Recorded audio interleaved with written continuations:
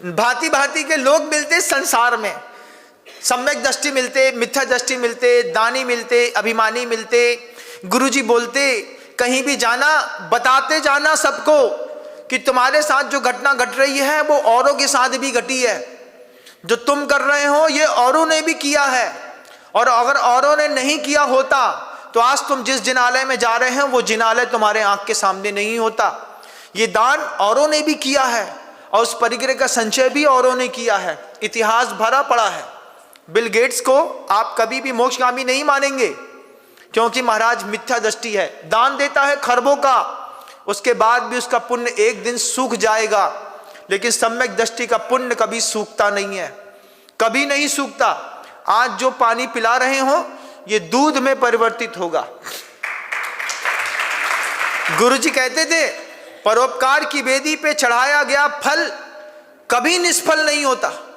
किसी भी परोपकार की वेदी में हमने अपने पुरुषार्थ न्यायोपार्जित धन के फल को चढ़ाया है, वो वेदी जरूर सफल हुई है, और ऐसी जबरदस्त सफल हुई है कि लोग देखते रह गए।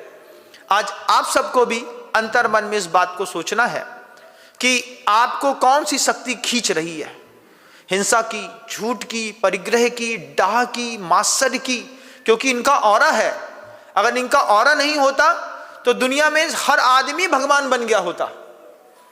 सोचो, रावण को भी शक्ति खींच रही थी, लक्ष्मण को शक्ति खींच रही, कृष्ण जी को शक्ति खींच रही, शक्ति तो खींच रही है ना। इतने बड़े महापुरुष भी किसी न किसी शक्ति से तो खींच रहे हैं, हम भी किसी न किसी शक्ति से खींच रहे हैं, खींचे जा रहे हैं, क्योंकि अपराध का भी ऑरा है, असंयम का ऑरा है, लोभ का ऑरा है, क्रोध का ऑरा है, मान का ऑरा है, असंयम का बहुत बड़ा ऑरा होता है। आदमी, आप एक भी व्रत कभी जीवन में निर्दोष ना पाल पाए होंगे। आप खुद बताइए कौन सा व्रत है जो आपने निर्दोष पाला। आपने 10 दिन पर्यूषण पर्व में पानी का त्याग करने का संकल्प लिया, और उसके बाद मान लो एक आध दिन वेदना हुई तो कहीं का भी पानी उठा करके गट्टे से पी लिया। 4 घंटे के लिए भी त्याग की बात करें तो जैसे स्वर्ग के देवता संयम स्वीकार नहीं कर सकते, ऐसी धरती पर रहकर भी कई लोग इतना सा संयम स्वीकार नहीं कर सकते। अष्टमी चतुर्दशी को बोल दो कि भैया चाय का त्याग कर दो, महाराज सब छोड़ सकते हैं, चाय नहीं छोड़ सकते, दुनिया छोड़ सकते हैं, चाय नहीं छोड़ सकते, क्योंकि वो शक्ति खींचती है।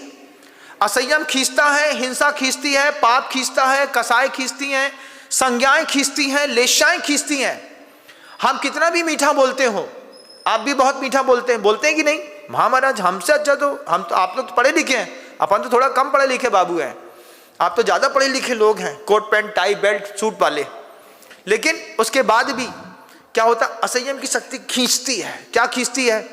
असत्य खींचता है, बोल दो असत्य, झूठी बोलो। जब कभी भी लेस्याएं खींचती हैं, कष्ट नील कापोत पीत पम शुक्ल 6 लेस्याएं हैं, कभी भी शुक्ल लेस्या नहीं खींचेगी, लेकिन कष्ट लेस्या खींचेगी, और कुट साले को मार, ऐसी भावना अंदर से होती है। बोलते नहीं है, क्यों? बोलेंगे तो हम ही कुट जाएंगे, तो बोलते तो नहीं है आप, लेकिन आप उसकी प्रेरणा अनुमोदना करते हैं। इस औरे से इंसान को बाहर निकलने के लिए पुरुषार्थ करना पड़ता है। गुरुजी ने एक बार हम लोग से पूछा, आलू प्याज छोड़ दिया ना?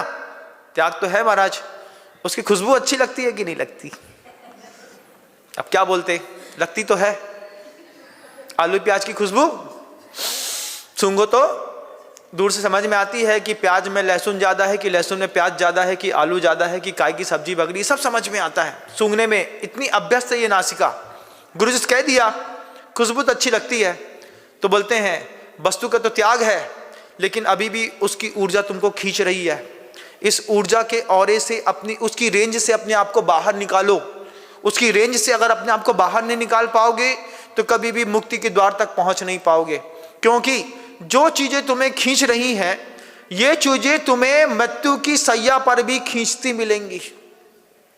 यही झूठ अंतिम समय में भी खींच रहा होगा, यही हिंसा अंतिम समय में खींच रही होगी, यही परिग्रह अंतिम समय में खींचता है, मुझे नहीं छोड़ना। अभी मैं देख के आया, एक इंसान 45 दिन से प्यासा था, 45 दिन से मृत्यु सैया में पड़ा है, लेटा है, शरीर में सिर्फ कंकाल बचा। अच्छा हष्टपुष्ट देखा मैंने उसको, 100 किलो का भी देखा और 19 किलो का भी देखा मैंने उसको। अंतिम समय में 19 किलो का हो गया वो, और 23 दिन से तो पानी नहीं पिया था उसने एक बूंद। उसके बाद भी उसका शरीर, उसकी आत्मा उसका शरीर नहीं छोड़ रही। क्यों? मैंने उसके कान में जाकर के बोला, उसके परिवार वाले आके हमसे बोलते हैं महाराज उनको बोलो इस शरीर को छोड़ें, उनका शरीर नहीं छूट रहा है उनकी आत्मा से।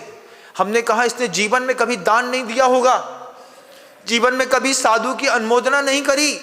आज उसके परिवार के लोग बोल रहे हैं पिताजी कब मरेंगे, मर नहीं रहे पिताजी।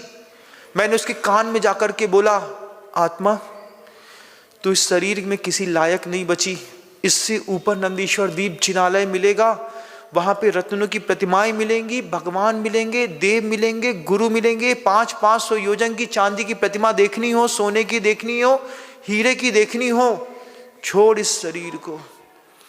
ऐसा बोला तो आंख ऐसा बंद करके एक आंसू यहां से टपक गया। फूलचंद नाम था उसका भी। उसकी संलेखना के अंतिम समय पर हम पहुंचे। एक आंसू ऐसा प्रवचन सुनने के बाद टपक गया। टपकने के बाद 3 घंटे बाद उसकी संलेखना हो गई। 23 दिन से प्राण नहीं छूट रहे थे। अंतिम समय में साधु ने एक संबोधन दिया, अपने परिग्रह के औरे से बाहर निकल। क्या है? शरीर में कुछ बचा नहीं, उसको ऐसा एक उंगली से उठा करके ऐसा छोड़ा जा सकता है, ऐसा शरीर हो गया उसका। लेकिन आत्मा उसके बाद भी वो शरीर नहीं छोड़ रही है। क्यों? परिग्रह की ऊर्जा आत्मा को शरीर में खींच रही है। उस आत्मा को संबोधन है, शरीर को संबोधन नहीं है, पुद्गल को संबोधन नहीं है। तुम्हारे अंदर भी बैठी हुई उस आत्मा को संबोधन है कि जिस ऊर्जा से तुम खिंच रहे हो लगातार, वो खिंचती हुई ऊर्जा से बाहर निकलने का पुरुषार्थ करो। आज नहीं कर पाए तो कभी नहीं कर पाओगे।